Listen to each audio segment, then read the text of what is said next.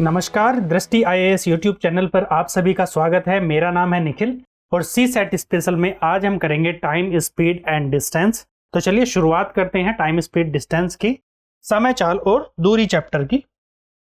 सबसे पहले हमें ये पता होना चाहिए क्वेश्चन में कि हमें निकालना क्या है। चाल निकालनी हो सकती है, समय या दूरी, तीन चीज है, टाइम, स्पीड, डिस्टेंस। जितने भी आपके क्वेश्चन आते हैं मोस्टली यही रहता है, इनमें से दो चीज दी हुई होती हैं, डायरेक्ट या इनडायरेक्ट, और एक निकालनी होती है। या तो टाइम दिया हुआ होगा, स्पीड और टाइम स्पीड में से दो चीजें दी होंगी, डिस्टेंस निकालनी होगी। या हो सकता है डिस्टेंस और टाइम दिया हो, स्पीड निकालनी हो। मतलब बेसिक यही है कि दो चीज दी हैं आपको और एक निकालनी होती है।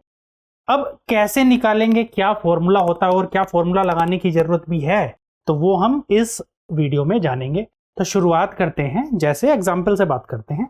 जैसे दिल्ली से अगर जयपुर की बात करूं मैं डिस्टेंस की, सपोज करिएगा डिस्टेंस आपकी है 270 किलोमीटर, अराउंड इतनी डिस्टेंस है। और मैं आपसे कहूं कि आपको 270 किलोमीटर मतलब दिल्ली से जयपुर जाना है और वो आप 5 घंटे में आपको पहुंचना है। 5 घंटे में पहुंचना है मतलब जो टाइम रहे आपका वो 5 घंटे, आपको 5 घंटे लगने चाहिए। तो आप क्या कहोगे कि किस स्पीड से आपको चलना चाहिए कि बिना रुके आप 270 किलोमीटर 5 घंटे में पहुंच जाओ। तो आप बता दोगे कि 1 घंटे यानी कि पर आवर कितना चलना चाहिए। 5 से भाग कर देंगे इसे, 5 पंजे 25, 2 20, 5 चौक 20, मतलब 54 किलोमीटर जब 1 घंटे में जाएंगे। जब 54 किलोमीटर जाएंगे 1 घंटे में, तब आप 270 किलोमीटर मतलब दिल्ली से जयपुर पहुंच जाएंगे 5 घंटे में बिना रुके, नॉन स्टॉप। अगर 54 किलोमीटर की स्पीड से आप जा रहे हैं तो जो ये 54 किलोमीटर प्रति घंटा आया है यही तो चाल है, किलोमीटर प्रति घंटा। मतलब इसका होता है कि 1 घंटे में, प्रति घंटा मतलब 1 घंटे में, किलोमीटर मतलब किलोमीटर कितने, 54 किलोमीटर 1 घंटे में, ये आपकी चाल है। 54 किलोमीटर प्रति घंटा आपकी चाल आई। लेकिन हर बार ऐसा तो होगा नहीं किलोमीटर प्रति घंटा में हो, चाल को और भी चेंज किया जा सकता है। कैसे चेंज किया जा सकता है और कैसे कैसे क्वेश्चन में पूछा जाता है। जैसे किलोमीटर प्रति घंटा है, इसको कई बार पूछा जाता है मीटर प्रति सेकंड में, मीटर प्रति सेकंड में कन्वर्ट करके पूछता है। मतलब चेंज, ऐसे कुछ चेंज नहीं करना। यहां पर किलोमीटर था, इसका मीटर बना देना है, और घंटा है उसका सेकंड बना देना है। तो जब हम कन्वर्ट करते हैं, जैसे 54 किलोमीटर प्रति घंटा है, ये किलोमीटर पर आवर में आपकी स्पीड है, इसको अगर मीटर प्रति सेकंड में कन्वर्ट करना हो तो हम क्या करते हैं, गुणा करते हैं। किससे गुणा करते हैं, गुणा 5/18 से गुणा करते हैं और आपकी वैल्यू आ जाएगी। जैसे मैं 54 की बात करूं तो कितना हो जाएगा, 18 से डिवाइड करो, 18 तिया 54 और 3 पंजे 15 मीटर प्रति सेकंड। ये आप कहोगे ये जो स्पीड है 15 मीटर प्रति सेकंड, ये किसके बराबर है, 54 किलोमीटर प्रति घंटे के बराबर है। ये दोनों एक ही बात है, बस दोनों की यूनिट चेंज है। यहाँ पर किलोमीटर प्रति घंटा था और यहाँ पर मीटर प्रति सेकंड है। अब ये 5/18 से गुणा की है, क्यों की है, देखो किलोमीटर को जब हम कन्वर्ट कर रहे होंगे मीटर में तो कितना आता है, 1 किलोमीटर में कितने मीटर, 1000 मीटर। और घंटे को जब सेकंड में कन्वर्ट करेंगे तो कितना आ जाएगा, 1 घंटे में 60 मिनट और हर मिनट में 7 सेकंड, तो गुणा 60।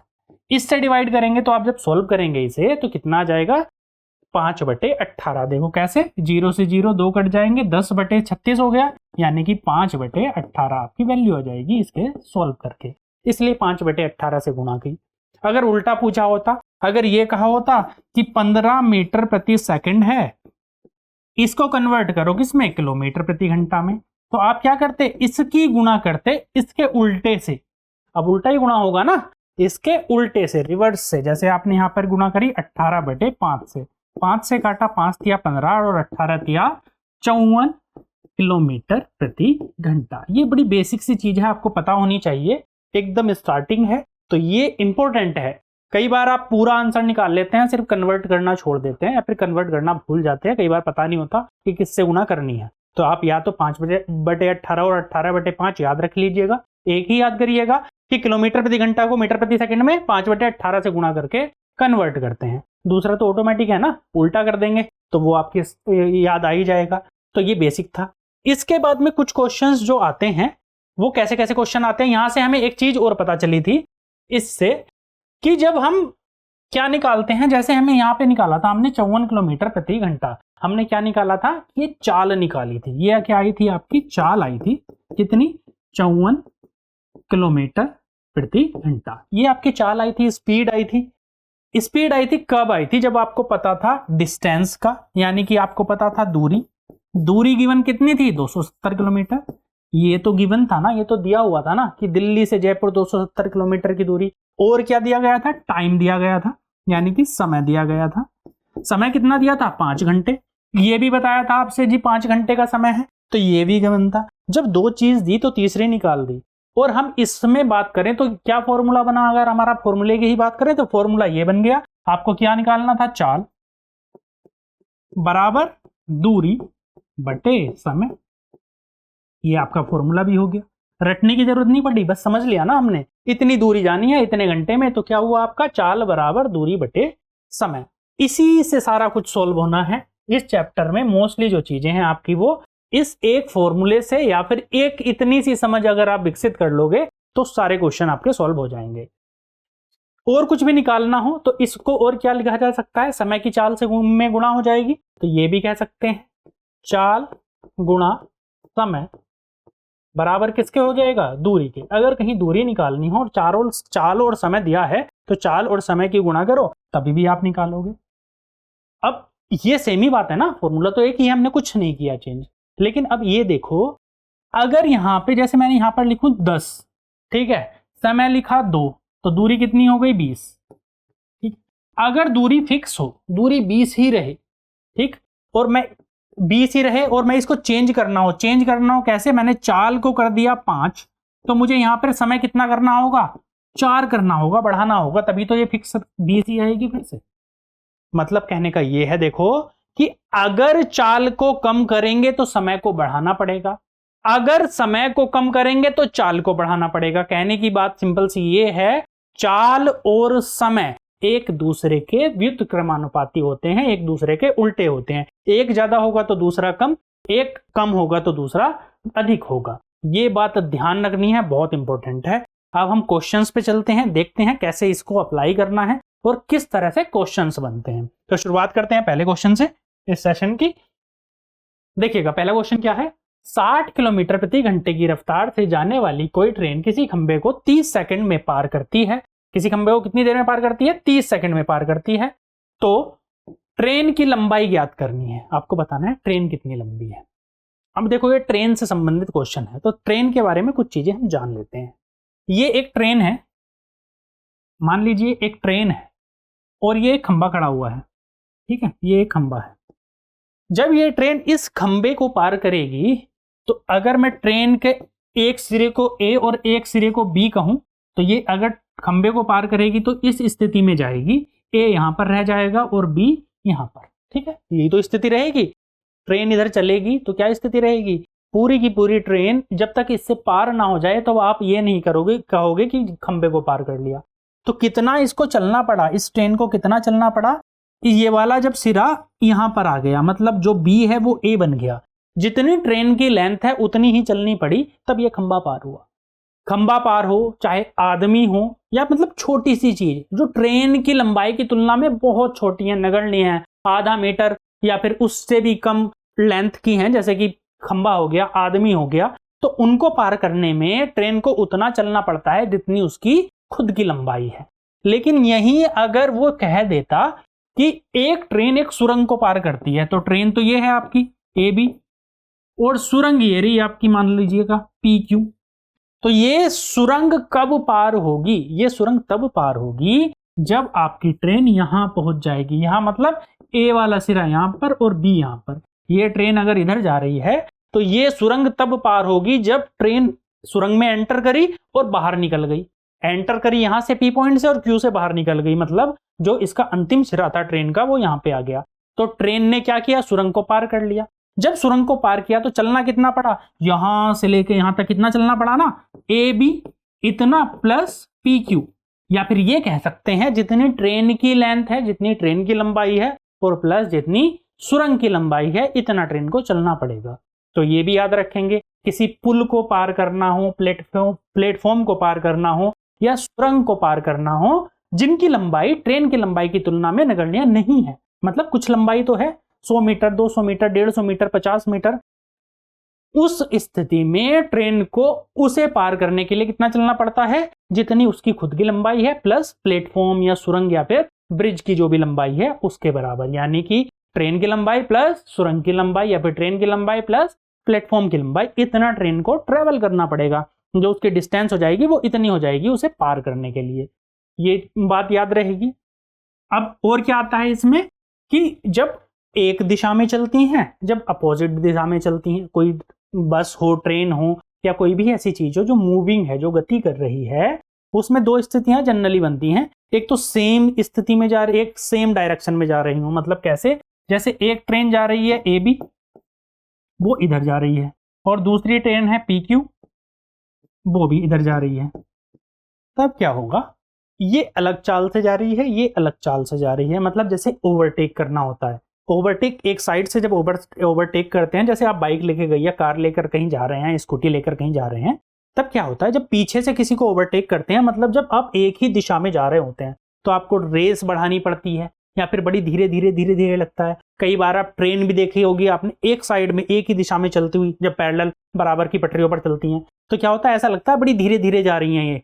पड़ोस वाली ट्रेन भी बहुत धीरे धीरे जा रही है। लेकिन जब अपोजिट डायरेक्शन में जाती हैं तो ऐसा लगता है इतनी तेजी से निकली है ट्रेन। या फिर आप किसी को क्रॉस करते हो गाड़ी में बैठे हुए, या फिर जो अपोजिट डायरेक्शन में है, वो ऐसा लगता है बहुत तेजी से आई है। क्यों लगता है ऐसा और क्यों होता है ऐसा? जब सेम डायरेक्शन में जाते हैं ना, तो उनकी जो सापेक्षिक गति है, इसकी स्पीड और इसकी स्पीड, वो कम हो जाती है। जैसे अगर इसकी स्पीड 50 थी और इसकी 30 थी, तो ये कितना फील होगा, लगभग ऐसा लगेगा कि इसकी स्पीड 50 माइनस 30 यानी कि 20 की ही स्पीड है, चाहे किलोमीटर प्रति घंटा हो या मीटर प्रति सेकंड, जिसमें भी दे रखी है, वो इनका डिफरेंस के बराबर होगी जब सेम डायरेक्शन में जा रहे हैं।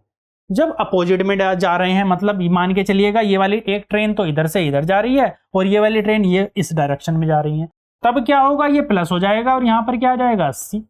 तो अपोजिट डायरेक्शन में स्पीड बढ़ गई, जो सापेक्षिक गति है वो बढ़ गई, और एक ही डायरेक्शन में स्पीड कम हो गई। ये याद रखने वाली बात है कि सेम डायरेक्शन में स्पीड कम हो जाती है और अपोजिट डायरेक्शन में स्पीड बढ़ जाती है। तो अब क्वेश्चन पे बात करते हैं। क्या कहा गया है, 60 किलोमीटर प्रति घंटे की रफ्तार है, स्पीड दे रखी है 60 किलोमीटर प्रति घंटा, है ना, और क्या कह रखा है कि 30 सेकंड में पार करती है। टाइम भी दे रखा है, स्पीड बराबर दे रखी है, टाइम दे रखा है 30 सेकंड, और आपसे पूछा है ट्रेन की लंबाई। अब देखो, खंबे को पार करना है, खंबे को पार करना है, मतलब ट्रेन की लंबाई की तुलना में खंबे की लंबाई कुछ भी नहीं है। ट्रेन कितनी देर में पार कर लेगी, जितनी उसकी खुद की लंबाई है, जितनी ट्रेन की लंबाई है उतनी देर में पार कर लेगी, उतनी दूरी ट्रेवल करनी पड़ेगी। आपको निकालना है डिस्टेंस, तो बहुत आसान है। अब देखो, एक बात इसमें देखो ध्यान देनी पड़ेगी, क्या, यहां पर किलोमीटर प्रति घंटा है और ये दे रखा है सेकंड में 30 सेकंड। या तो ये करो, इस सेकंड को घंटे में चेंज कर लो, तब आपका किलोमीटर में आंसर आएगा। या फिर चूंकि आपको दे रखा है ऑप्शन में भी कि आंसर आपका मीटर में चाहिए, जो डिस्टेंस आपको मीटर में चाहिए, तो आप क्या करेंगे, इस किलोमीटर प्रति घंटे को मीटर प्रति सेकंड में चेंज कर लेंगे। और मीटर प्रति सेकंड में चेंज करने के लिए हम क्या करते हैं, गुणा 5/18 करते हैं। 5/18 से गुणा करेंगे तो क्या हो जाएगा, 6 से डिवाइड करो, 6 दाई 60 और 6 तिया 18, या फिर 10 पंजे 50/3 मीटर प्रति सेकंड। यानी कि जो आपकी चाल है वो कितनी आ गई, 50/3 मीटर प्रति सेकंड। टाइम दे रखा है, आपको क्या निकालनी है, डिस्टेंस, दूरी। दूरी बराबर क्या होता है, अभी तो हमने पढ़ा था, दूरी बराबर होता है चाल गुणा समय। चाल पता है आपको, समय पता है, चाल कितनी है 50/3 और समय कितना है 30 सेकंड। डिवाइड करो, 3 दाई 30 यानी कि 500 मीटर हो गया आपका आंसर। जहां पर भी दिया है 500 मीटर, ऑप्शन सी में, यानी सही आंसर है। कुछ किया हमने, सीधा सीधा फॉर्मूला अप्लाई कर दिया। फॉर्मूला भी समझ ही है आपकी, ऐसा कुछ नया नहीं है उसमें कि फॉर्मूला याद करना है, चाल बराबर दूरी बटे समय। कभी तो पढ़ा होगा जीवन में, तब भी याद रहेगा। और नहीं भी रहता है तो लॉजिकली लगाओ ना, कि दूरी जाना है आपको, अगर बाइक पे अगर जा रहे हैं तो आप कैसे निकालते हो कि कितनी दूर जाना है और मुझे किस स्पीड से गाड़ी को चलाना है ना, तो वही तो है। अगले प्रश्न पर चलते हैं। अपनी मूल गति के 4/5वें भाग की गति से जाने पर एक व्यक्ति 30 मिनट देर से ऑफिस पहुंचा, ऑफिस पहुंचने पर उसका सामान्य समय ज्ञात कीजिए। मतलब पहले जिस स्पीड से जा रहा था उससे स्पीड कम कर दी, कितनी कर दी, 4/5 कर दी। तो अब वो देर से पहुंचा, कितनी देर से, 30 मिनट लेट ऑफिस पहुंचा। धीरे धीरे चलेगा तो लेट ही पहुंचेगा, है ना। तो आपको बताना है कि सही समय क्या था, उसको एक्चुअल में घर से ऑफिस तक जाने में कितना टाइम लगता था। अब देखो, ये है घर, ये है ऑफिस, ये मैं लिख देता हूं घर, ये ऑफिस है, ऑफिस है, ठीक है। अब जब घर से ऑफिस पहुंचा ये, तो कितनी देर लग रही है, इसको ये निकालना है कि सामान्य समय क्या है। पर क्या दे रखा है इसका, 4/5 गति दे रखी है, स्पीड दे रखी है, चाल दे रखी है। चाल पहले मतलब वास्तविक चाल, वास्तविक चाल आपकी अगर 5 की थी, 5 किलोमीटर प्रति घंटा हो चाहे मीटर प्रति सेकंड हो, कोई फर्क नहीं पड़ेगा, 4/5, ठीक है। वास्तविक और नई चाल, है ना। और बाद में क्या किया इसने, 5 से 4 हो गई जो चाल है, 4/5 भाग हो गई। इसका मतलब यही तो है, पहले 5 थी तो अब 4 ही रह गई, पहले 5 थी चाल तो अब 4 ही रह गई, यही तो हुआ है।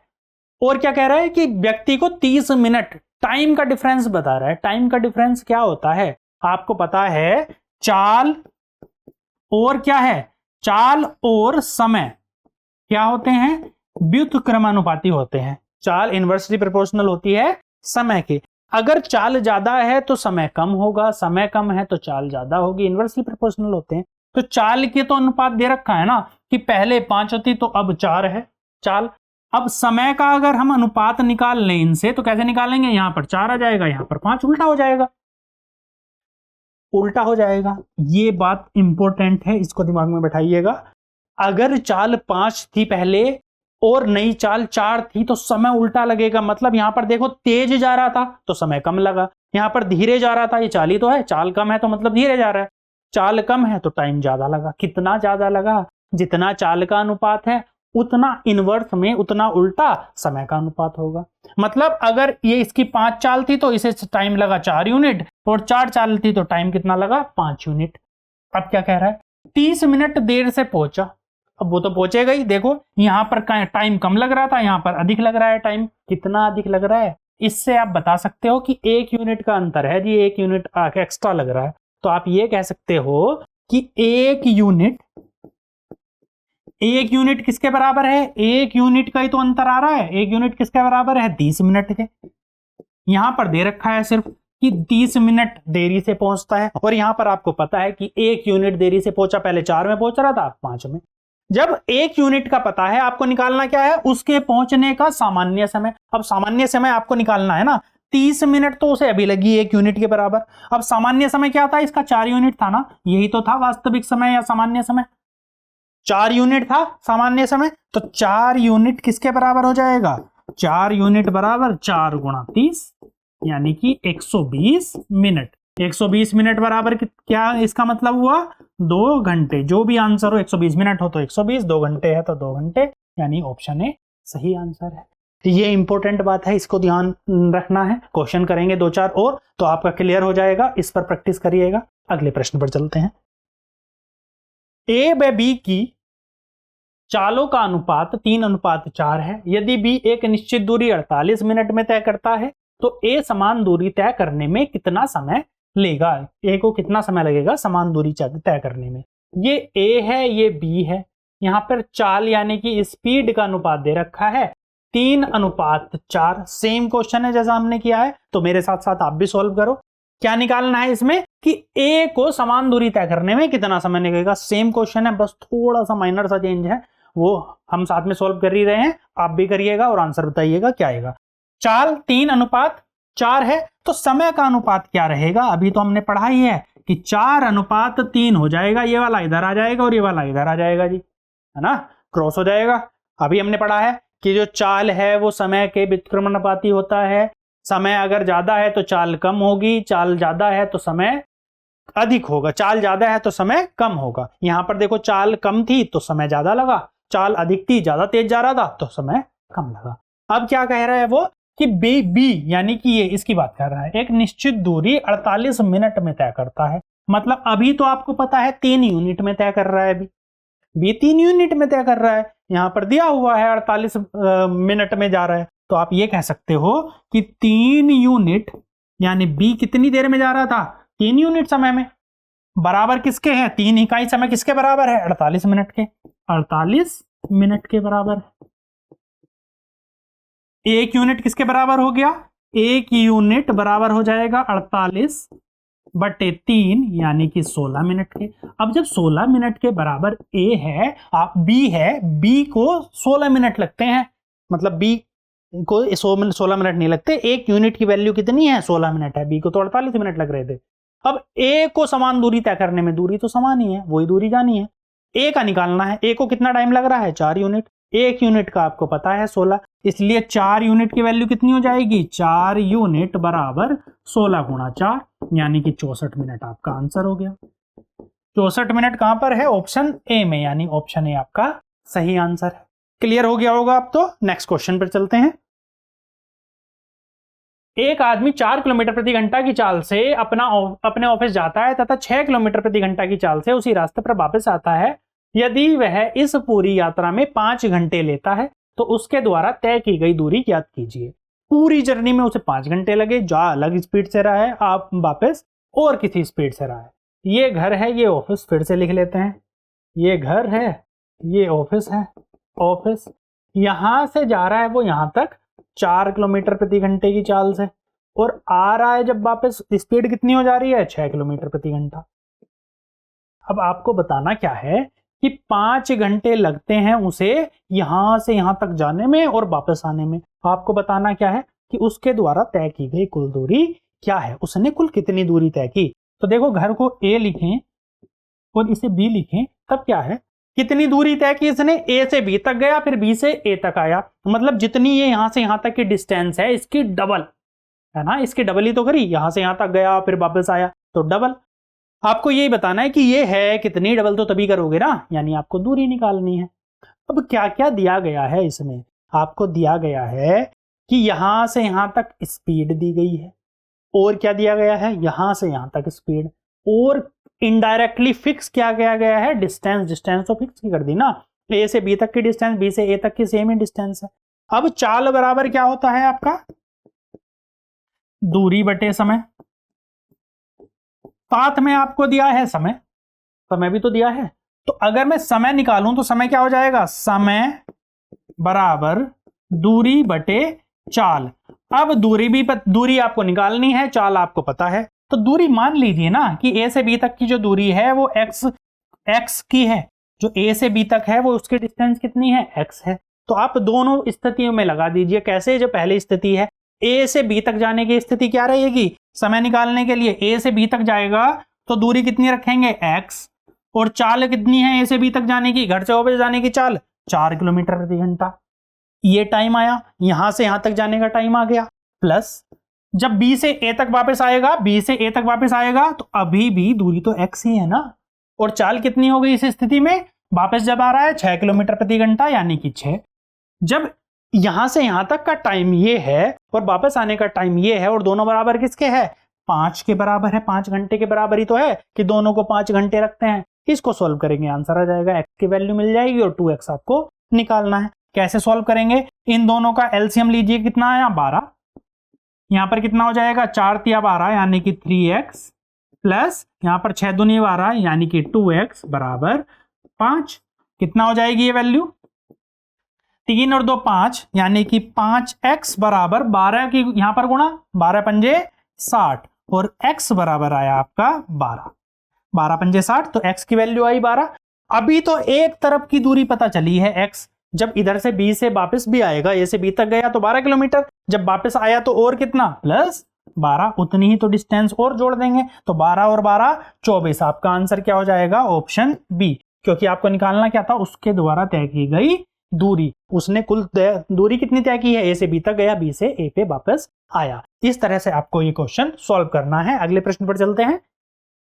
एक समान समय में खरगोश बिल्ली के 5 छलांगों की अपेक्षा 9 छलांग लगा देता है। बिल्ली की 1 छलांग खरगोश की 2 छलांग के बराबर है, तो बिल्ली एवं खरगोश की चालों का अनुपात ज्ञात करें। रैबिट और कैट, मैं आर और सी से लिखता हूं इनको, ये रैबिट की बात कर रहे हैं, यहाँ पर कैट यानी बिल्ली की बात कर रहे हैं, ठीक है।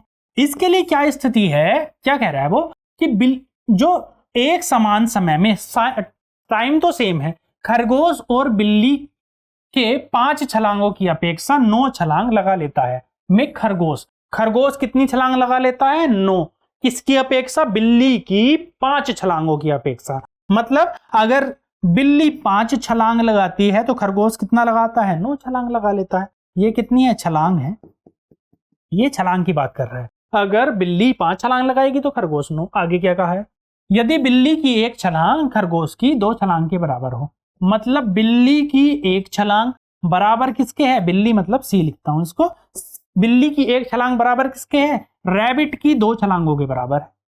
मतलब बिल्ली 1 छलांग में, बिल्ली बड़ी छलांग लगा रही है, खरगोश छोटी छोटी छलांग लगा रहा है। बिल्ली तो ये कूद गई यहां से यहां तक और खरगोश कूदा ये बात है। ये कैट की है और ये रैबिट की है। मतलब बिल्ली की 1 छलांग खरगोश की 2 छलांग के बराबर है। दूरी तो दोनों ने बराबर तय की ना। मतलब कैट की 1 छलांग बराबर रैबिट की 2 छलांग के। तो C/R की बात करें तो कितना हो जाएगा? 2/1। मतलब C अगर 2 है तो R कितना है? 1। C के लिए गुणा 2 कर देंगे। इसने इतनी दूरी तय करी होगी 5 छलांगों में। C ने अगर 2 मीटर की दूरी तय करी है 1 छलांग में तो रैबिट ने 1 ही करी। मतलब अगर यहां से लेके यहां तक की दूरी 2 है, टोटल ये 2 है तो ये 1 होगी, ये भी 1 होगी। अगर 2 मीटर की दूरी छलांग में तय कर रही है 1 में, तो जो कैट है, बिल्ली है, उसने कितनी दूरी तय की होगी, करी होगी 5 छलांग में? 5 गुणा 2। और जो आपका रैबिट है उसने कितनी तय करी होगी? गुणा 1। यानी यहां पर कितना आ जाएगा? 9 और यहां पर 10। ये किस चीज का अनुपात है? रैबिट अनुपात कैट। इसकी चाल का अनुपात। समय तो समान है, समान समय में जितनी दूरी चली है उतना ही अनुपात है। आपको निकालना क्या है? बिल्ली एवं खरगोश की चालों का अनुपात। बिल्ली एवं खरगोश की, तो बिल्ली C अनुपात R कितना हो जाएगा? 10 अनुपात 9। अब कैसे आया? क्योंकि C ये है 10 और R कितना है? 9। पहले क्या लिखा है? बिल्ली यहां पर है, खरगोश बाद में है। तो जैसे अनुपात में दिया होता है वैसे ही लिखते हैं। यहां पर क्या लिखा हमने? कैट और यहां पर रैबिट। 10 अनुपात 9, यानी कि आपका आंसर हो जाएगा ऑप्शन B। इस तरह से क्वेश्चन को सॉल्व करना है। बाकी के क्वेश्चंस हम करेंगे अगली क्लास में। तब तक के लिए धन्यवाद।